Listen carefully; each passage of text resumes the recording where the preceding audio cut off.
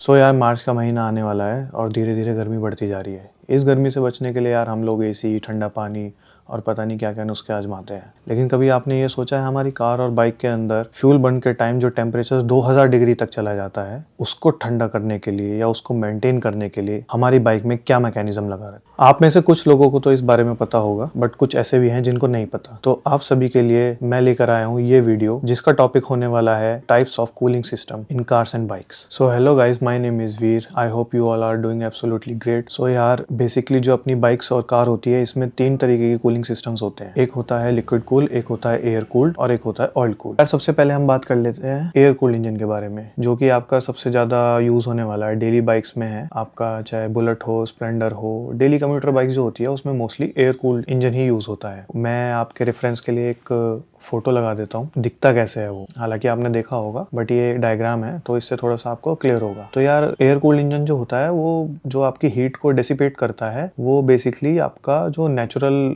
Air जो होती है, जब आप बाइक चला रहे हो और उसको हवा लग रही है तो उसके थ्रू करता है। अब होता क्या है, जैसे आप डायग्राम में देख रहे हो, तो इसमें फिन्स होते हैं। फिन्स क्या करते हैं, फिन्स का जो है आपका सरफेस एरिया बढ़ा देता है। सरफेस एरिया बढ़ने की वजह से तो जो हीट होती है वो आपकी अंदर से फिन्स के जो टिप होती है, टिप की तरफ मूव होती है। और जो आपकी फिन्स के जो एंड पार्ट है, वो जब आप अपनी बाइक को चला रहे हो तो जो नेचुरल हवा उसको मिलती है, तो उसकी वजह से वो फिन्स ठंडे हो जाते हैं। तो ये जो है आपको इस तरीके से आपके इंजन को कूल रखता है। अब ये डेली कम्यूटर बाइक में क्यों यूज होता है? मैन्युफैक्चरिंग कॉस्ट है वो बहुत कम पड़ती है as compared to the liquid cooled engine, क्योंकि इसका मैकेनिज्म सिंपल है। आपका ये बहुत रिलैक्स मोटरसाइकिल्स होती हैं, तो इस वजह से इसमें इतनी ज़्यादा ज़रूरत नहीं होती हीट को डिसिपेट करने की। तो इस वजह से इसको इसमें यूज़ करा जाता है। एडवांटेज इसका यही है कि आपका एक तो कॉस्ट इफेक्टिव है और सिंपल मैकेनिज्म है। मेंटेन करना इसे मतलब चीप है थोड़ा सा, क्योंकि इसमें आपका कोई ऐसा नहीं है कि रेडिएटर का जो कूलेंट है वो लीक कर गया या रेडिएटर चौक हो गया या वायरिंग का कोई इशू आ गया, तो ऐसा कुछ नहीं है। डिसएडवांटेज है वो यही है कि ये थोड़ा सा नॉइजी होता है, क्योंकि इसमें कोई किसी भी तरीके का आपको इंसुलेशन देखने को नहीं मिलेगा। सो यार अब बढ़ते हैं थोड़ा सा एडवांस की तरफ, जो कि है आपका लिक्विड कूल इंजन। तो इसका मैकेनिज्म थोड़ा सा टिपिकल है, बट मैं आपको ईजी वे में समझा दूंगा, कोई ऐसी दिक्कत वाली बात नहीं है। तो इसमें हम यार कूलेंट का यूज़ करते हैं। आपने देखा होगा गाड़ी में या कि बाइक्स, जिन पे बाइक्स भी होंगी लिक्विड कूल, तो उसमें ग्रीन कलर का एक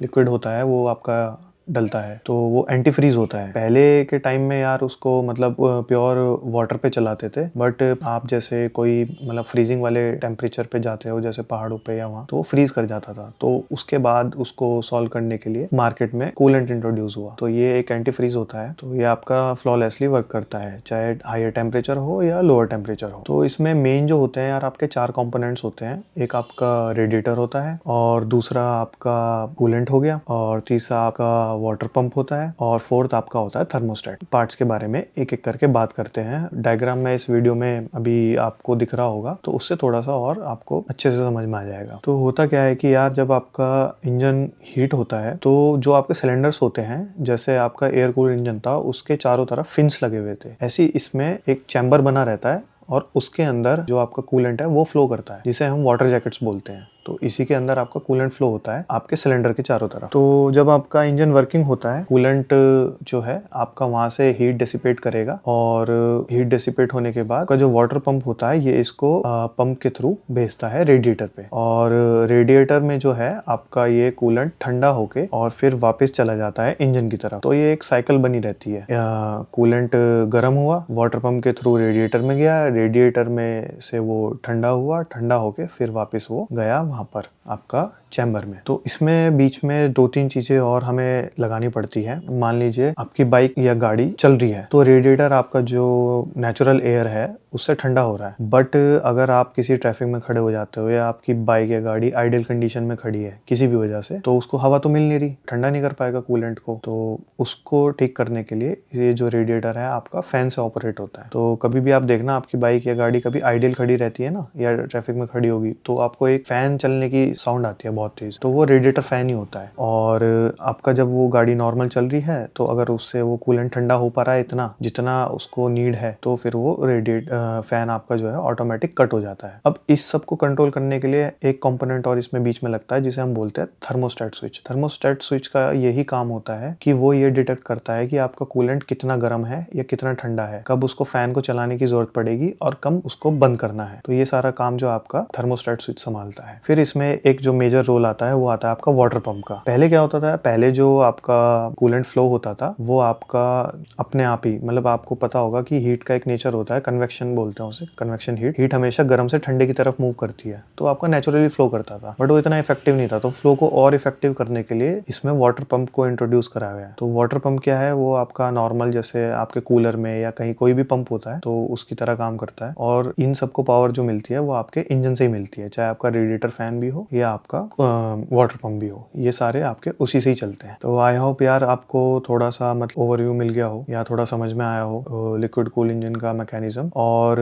इसका एडवांटेज क्या होता है, इसके ये एडवांटेजेस हैं कि आपकी जो हाई परफॉर्मेंस बाइक या गाड़ी होती है इनमें क्या है, हीट एकदम से जनरेट होती है, तो उसको बहुत जल्दी इफेक्टिव कूल करने के लिए हमें इसका यूज करना ही पड़ता है, नहीं तो आपके इंजन ब्रेकिंग डाउन के चांसेस बढ़ जाते हैं। और डिसएडवांटेज इसका ये है कि यार ये आपका कॉस्ट इफेक्टिव नहीं होता, थोड़ा महंगा पड़ता है नॉर्मल एज कम्पेयर टू जी आपके जो एयर कूल इंजन है उससे। मेंटेनेंस भी इसका थोड़ा सा हाई है कि आपको मान लो कभी थर्मोस्टेट स्विच ना खराब हो जाए, कूलेंट ना खत्म हो जाए, या फिर आपका रेडिएटर हो उसको भी प्रोटेक्ट करके रखना पड़ता है। अगर उसमें कुछ भी लग गया तो सारा कूलेंट लीक हो जाएगा और आप नहीं ध्यान दोगे तो फिर आपका मोटा खर्चा बैठ। तो यार यही था मतलब लिक्विड कूल इंजन के बारे में। तो हमने दो चीज कवर कर लिया, एयर कूल्ड और लिक्विड कूल्ड। अब यार लास्ट जो अपना कूलिंग सिस्टम है वो है आपका ऑयल कूल्ड। ये जो है आपका एयर कूल्ड और लिक्विड कूल्ड के बीच में आता है, तो इसी वजह से मैंने आपको लास्ट में इसको ही रखा। तो ये एयर कूल्ड से ज़्यादा इफेक्टिव होता है और लिक्विड कूल्ड से थोड़ा कम इफेक्टिव होता है, तो दोनों के बीच में ये रिलाय करता है। तो अब होता क्या है ऑयल कूल्ड, तो ऑयल कूल्ड में भी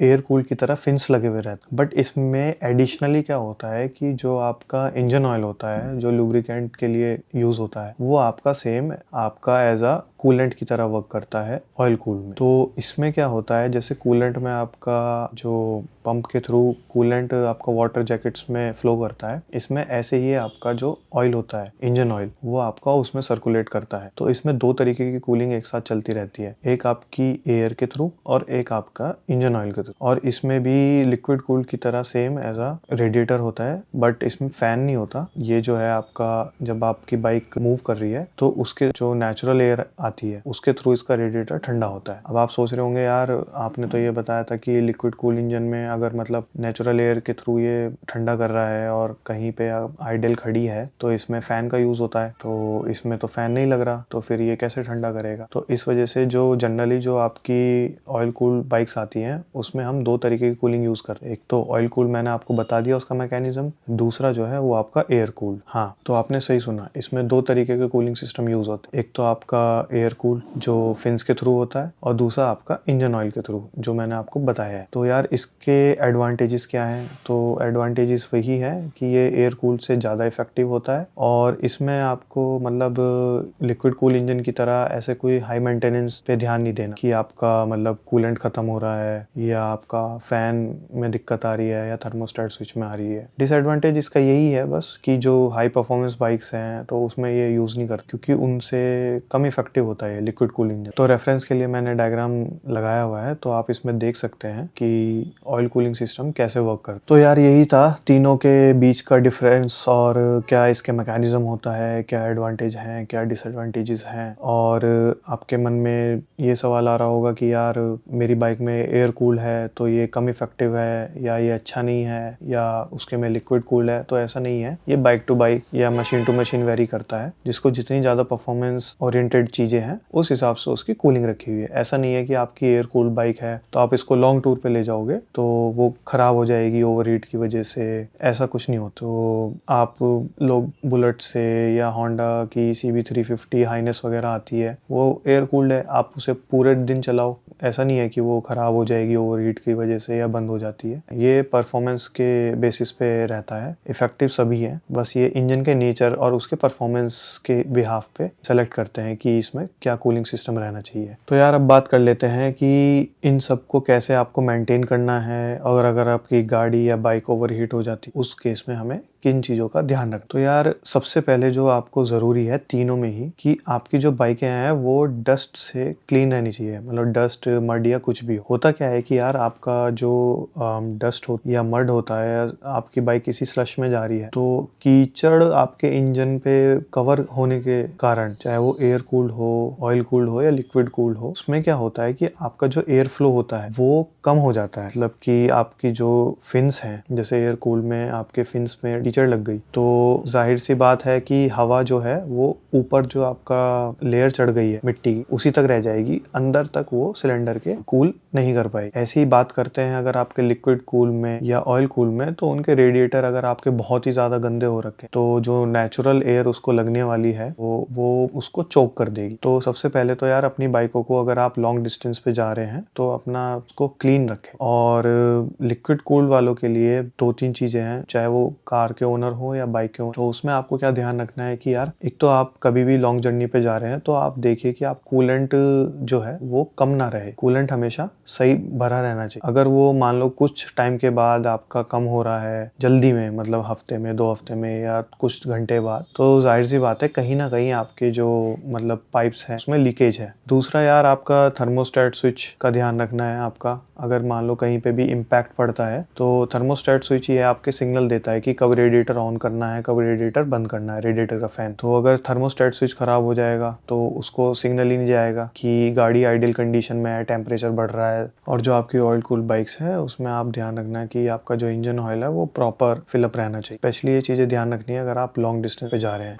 तो यार ये था एक छोटा सा informative video about types of cooling system in engine. I hope कि यार आप लोगों के डाउट्स क्लियर हो, या अगर इसके बाद भी आपकी कोई क्वेरी है या कुछ और आप इसके बारे में जानना चाहते so do let me in the comment section. मैं आपको एक चीज़ और बताना भूल गया था, अगर किसी भी वजह से आपका इंजन ओवरहीट होकर धुआं निकाल रहा है तो उसको चलाने की कोशिश ना करें, क्योंकि उससे आपका इंजन सीज़ होने के हायर चांसेस है।